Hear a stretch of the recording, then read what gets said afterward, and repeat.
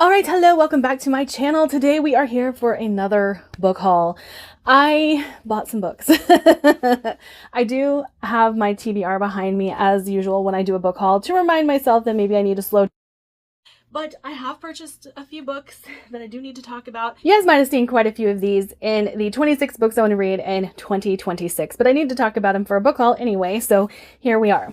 Now, first off, I have to talk about my most anticipated book of the year, and that is Empire of the Dawn by Jay Kristoff. I love this series, 5-star series across the board. I really want to read this, but you guys know I've had a few issues with fantasy lately, and I don't want to jump into this whenever my fantasy brain is not turned on. I'm going to start doing my vlog that I hope will be up by the 1st of December of trying to get back into fantasy. So with that, I hope it will lead me to reading this book at the first of the year. Hey, Editing Trinity here. I totally forgot about 2 books, and they're very important, so let's talk about those. I got Heat of the Everflame. This is the 3rd book in the Spark of the Everflame series, and I'm very, very excited to get to it. And I got Brimstone by Callie Hart. Oh, I'm so excited to read this. I loved Quicksilver. 2 books that I am pumped for, might even read by the end of the year. Okay, back to regular content. And in that video, I did talk about wanting to explore some backlists of authors that I have fallen in love with in 2025. So I got The Last Namsara from Kristen Ciccarelli. I honestly picked this up because I love The Crimson Moth.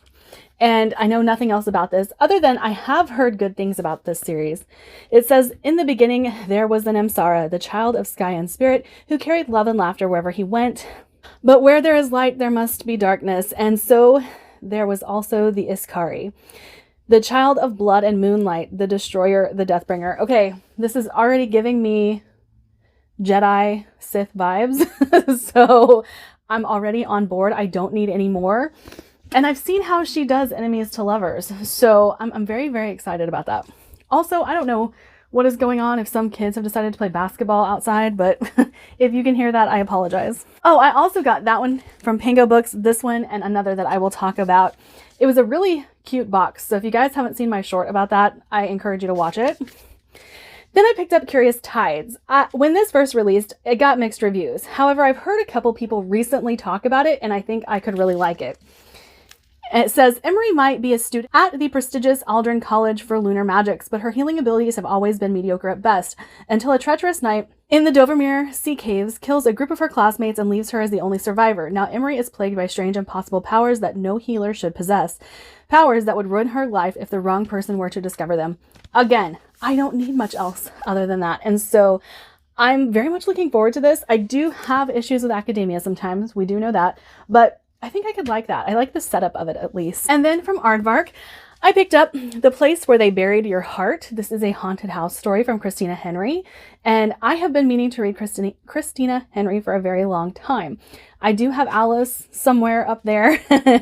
I have picked up a couple of her books along the way, but I still haven't read any. So I went ahead and I bought this one, hoping that I could get this onto the horror read-along on Fable that I host. But it sounds like it could be up my alley. I love a haunted house story all the time. I can't say I love every haunted house story, but it is a trope that really works for me. Again, from Aardvark, I picked up Kill the Beast by Sarah Swift. This one is one that I had heard a couple people say, yes, it's cozy, but there are stakes. There's enough of a story to keep you going and all of that stuff. So, and it has some grittier moments. So I'm looking forward to trying a cozy that has those elements in it. The ones that have worked for me definitely lent towards the gritty side, towards the darker side. I want to say like The Honey Witch. There's been a couple. Emily Wilde. They had some darker moments. It wasn't all light and fluffy. And so I think I could like this one based on reviews that I have seen of it. Then one I am so excited to read. One of my friends just posted that they were reading it. Esme's read it. And I'm like, oh, okay, I'm having FOMO.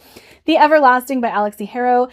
Again, on my 26 books I want to read in 2026. So maybe I'll jump the gun and read this. Who knows? I'm having some FOMO with it. But this one has a twist on Arthurian legend. And I have heard that it's like a female knight at the heart of this, and I have heard very good things about it, but I've also heard that she takes some poetic license in this story, and I might not like that aspect of it, but I've read Alexi Harrow before, and I plan to read more Alexi Harrow, so there's one coming up on a tag video that I'm about to do, but I think I could really like this one. Again, academia is going to pop up because academia is very popular right now, but I picked up Stephanie Garber's Alchemy of Secrets. This one I think could be fun because it's a more modernized setting, and it's talking about taking a class in an old movie theater and finding an alchemical heart, things like that. Like, I think this could be one that I enjoy, might have some like witchier aspects to the story. So I'm just interested at this point. Again, with a cozy that I'm gonna try because it sounds like it could have some darker elements, I picked up Violet Thistlethwaite Is Not a Villain Anymore by Emily Krimpels. And this just sounds like it could be a fun time. This is a villain who is trying to be good, trying to turn her life around. Now that she's no longer working for the head villain, she wants a simple life. And so I hope this works for me. It does sound like it could be a little too much on the like sweet cozy side, but I feel like if she's a former villain, we'll have some darker elements, just a little bit at least. A highly anticipated read for me. I got Frozen Chains by Julie Soto.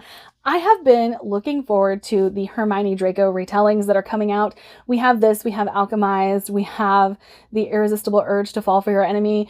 I'm interested. I love when books take on those fan fiction-y tropes. I love when books kind of, I love the Hurricane Wars, but I've read the original of the Hurricane Wars, like the original fan fiction.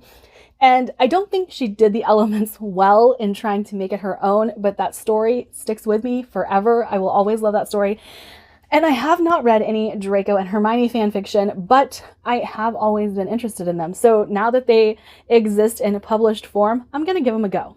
I have not yet purchased Alchemized though, and I'm scared of it because it's 1,000 pages or something like that. If you can see behind me, There Will Come a Darkness is right there. I bought the follow-up book, As the Shadow Rises. I have no idea if I'm going to like this series or not, but I found both of these at the buy-sell trade in excellent condition, so I bought them. I know that this has to do with like the end of the world and prophecies and things like that. That's all I really know, but I wanted to give them a shot. I think I could like it. And then I made a recent trip to the buy-sell trade and picked up 3 books. Well, one of them I've already read, but 3 books I have had on my TBR for a very long time. And I feel like I just need to add them to my physical TBR. Again, shelf trophy. I can see it. It exists. It is no longer in the back of my brain. One of those being Song of Silver Flame Like Night by Emily Wen Zhao. Now, if you guys have been around for a little while, you will know I am a huge fan of her Blood Heir trilogy. So when I saw this in perfect condition at the buy-sell trade, I was like, absolutely, I have to have it. I have not finished the Blood Heir trilogy. Here comes my dog. Hello. Hello, baby. Hi. Oh, Mom is recording. Can I have a second, please? No? Okay. Please sit down. Hey. Okay. Sorry about that. But yeah, I think that this is going to be another one that I really love. One that I have had on the TBR for forever and kept forgetting about it. Every time I saw it, I'm like, oh yeah, that book. It's about pirates though, and I love pirates. So that is Crossbones by Kimberly Vale. This comes up on my Goodreads all the time. I see it all the time, and I'm like, why don't I own that book yet? Why haven't I read that book yet? And so I bought it. So now I have no excuses. If I hadn't already created my 26 to read in 2026, this would definitely be on it. And finally, for the book that I have read, I bought Little Thieves by Margaret Owen. Now, I loved this book. I love this book. This has some body horror in it, though. Look up trigger warnings before you get into this.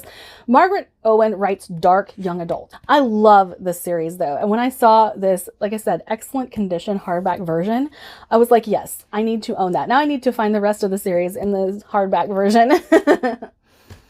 But that's it for me today. Like, subscribe, do all the fun things, and I'll see you guys in my next video. Bye!